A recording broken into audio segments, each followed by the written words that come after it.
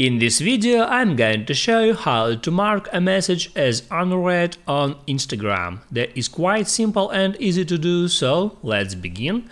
And first open up your Instagram and now hit at your profile picture, hit at menu icon, there select settings, account, and there you have to make sure that your account is professional. If there it says switch to professional account, just hit on it and switch your account to professional.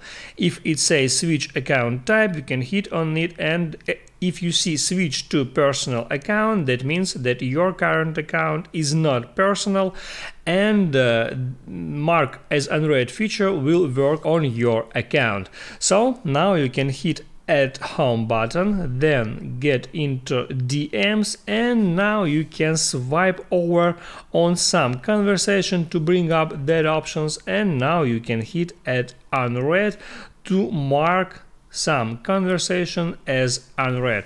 Now you can go back and there would be the badge with number of your current unread conversations.